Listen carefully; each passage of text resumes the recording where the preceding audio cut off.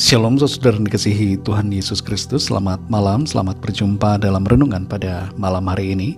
Saya mengucap syukur kepada Tuhan oleh karena berkat kemurahan-Nya dalam kehidupan saya pribadi. Dan saya percaya dalam kehidupan saudara semua juga Tuhan selalu menyatakan kasih dan kemurahan-Nya. Sebelum kita mendengarkan renungan firman Tuhan, mari sama-sama kita berdoa. Bapa kami dalam surga, Bapa dalam nama Tuhan Yesus Kristus, kami mengucap syukur untuk segala berkat kemurahan Tuhan yang Tuhan limpahkan dalam kehidupan kami. Dari pagi hingga malam ini Tuhan sudah menyertai dan menolong kami. Pada saat ini kami rindu mendengarkan sabda firman-Mu. Urapi setiap kami Tuhan, berikan pengertian untuk kami dapat memahami akan kehendak-Mu. Dalam nama Tuhan Yesus kami berdoa. Haleluya, amin. Saudara dikasih Tuhan, pembacaan Alkitab kita pada saat ini terdapat dalam kitab Daniel pasal yang ke-8. Saudara dapat membacanya secara pribadi setelah mendengarkan renungan ini. Saya akan membaca Daniel 8 ayat 25-26. Tertulis demikian. Dan oleh karena akalnya, penipuan yang dilakukannya akan berhasil. Ia akan membesarkan dirinya dalam hatinya, dan dengan tak disangka-sangka, banyak orang akan dibinasakannya. Juga ia akan bangkit melawan raja segala raja, tetapi tanpa perbuatan tangan manusia, ia akan dihancurkan. Adapun penglihatan tentang petang dan pagi itu, apa yang dikatakan tentang itu adalah benar. Tetapi engkau sembunyikanlah penglihatan itu, sebab hal itu mengenai masa depan yang masih jauh.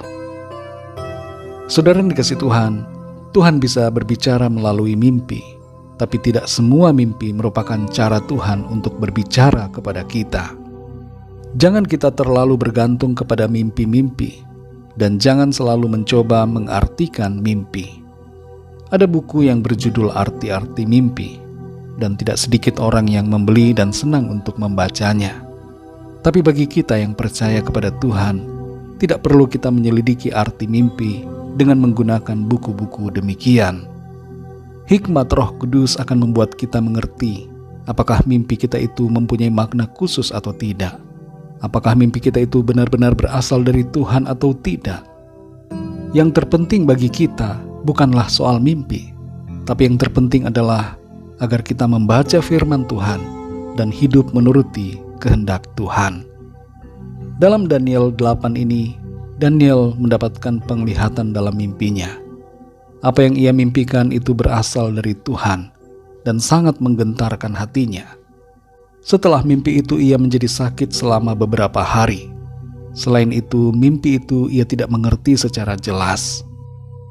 Apa yang dimimpikan oleh Daniel ini merupakan suatu penyingkapan dari Tuhan mengenai apa yang akan terjadi sekitar 200 tahun kemudian. Dan hal ini sudah digenapi ketika bangsa Yunani menyerang dan menaklukkan kerajaan Media Persia. Berbagai ahli menyatakan keheranan dan sekaligus kekaguman mereka mengenai ketepatan dari mimpi Daniel yang dituliskan dalam kitab ini, yang sangat jauh sebelum masa itu terjadi. Ketika bangsa Yunani menyerang, ada banyak orang dari bangsa Israel yang juga ikut terbunuh, dan sebagian lagi dari mereka dijadikan budak. Yerusalem pada waktu itu ditaklukkan, dan bait suci di Yerusalem dicemari oleh mereka. Saudara yang dikasih Tuhan, meresponi mimpi dari Daniel ini, dan khususnya apa yang tertulis di ayat 25-26, ada beberapa hal yang perlu kita mengerti. Yang pertama adalah, Tuhan Maha Tahu akan apa yang terjadi di masa depan. Di ayat 26 tertulis, tetapi engkau sembunyikanlah penglihatan itu, sebab hal itu mengenai masa depan yang masih jauh. Karena Tuhan tahu saudara apa yang akan terjadi di masa depan, sikap kita hendaknya adalah jangan takut dalam menjalani hidup ini, sebab Tuhan ada di masa depan kita. Meskipun masa depan itu nampaknya begitu menakutkan, tapi jangan kita gelisah saudara. Jangan khawatir, ada Tuhan Gembala kita yang baik, yang berjalan di depan kita. Yang kedua saudara, terkadang kita melihat kejahatan seakan menang, tapi jangan kita marah dan putus asa akan hal ini. Tetaplah kuat dalam iman kita kepada Tuhan. Bertekunlah dalam berbuat baik dan benar, seturut dengan firman Tuhan. Yang ketiga, saudara, ada harapan dan kemenangan di dalam Tuhan. Di ayat yang ke-26 tertulis, juga ia akan bangkit melawan raja segala raja, tetapi tanpa perbuatan tangan manusia, ia akan dihancurkan. Pada akhirnya Tuhan akan menyatakan kuasa-Nya dan menghancurkan setiap kejahatan.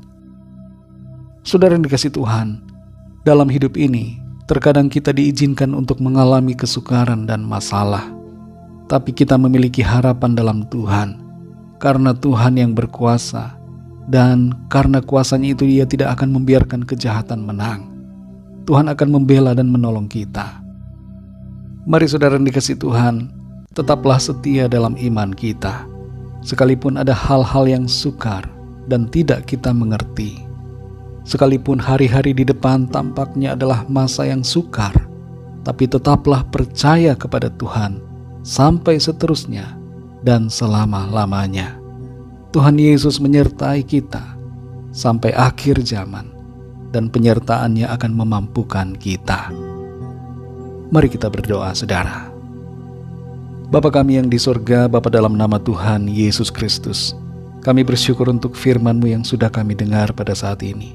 Kami belajar untuk senantiasa percaya kepadamu.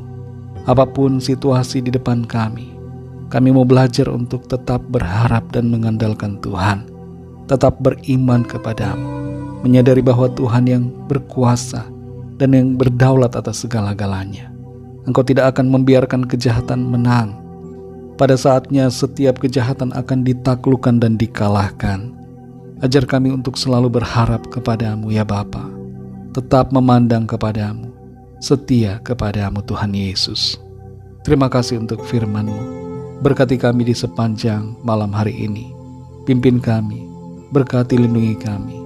Berikan kami tidur yang nyenyak, dan bangunkan kembali besok pagi dengan kekuatan yang baru. Tubuh yang sehat diberkati Tuhan, untuk kami pakai memuliakan nama Tuhan dalam segala aktivitas kami. Kami bawa setiap permohonan doa, setiap pergumulan kami masing-masing, dalam setiap situasi yang kami hadapi, sakit penyakit, berbagai persoalan, agar Tuhan menjamah melawat setiap kami, dan memberikan kepada setiap kami apa yang kami perlukan, seturut dengan kuasa dan kemuliaan-Mu. Kami percaya kami alami jawaban dari Tuhan, kami alami kemenangan, kami alami berkat sukacita, damai sejahtera, dan kasih karunia Tuhan yang berlimpah-limpah. Terpujilah nama-Mu ya Tuhan. Hanya dalam nama-Mu yang kudus, nama Tuhan Yesus Kristus, kami sudah berdoa dan mengucap syukur. Haleluya. Amin. Puji Tuhan, saudara yang dikasihi Tuhan. Saya percaya firman Tuhan menjadi berkat dan kekuatan buat saudara semua, dan Roh Kudus akan menolong saudara untuk lebih lagi memahami kebenaran firman Tuhan. Tuhan Yesus memberkati saudara semua. Selamat malam, selamat beristirahat, dan sampai jumpa dalam renungan yang berikutnya. Haleluya.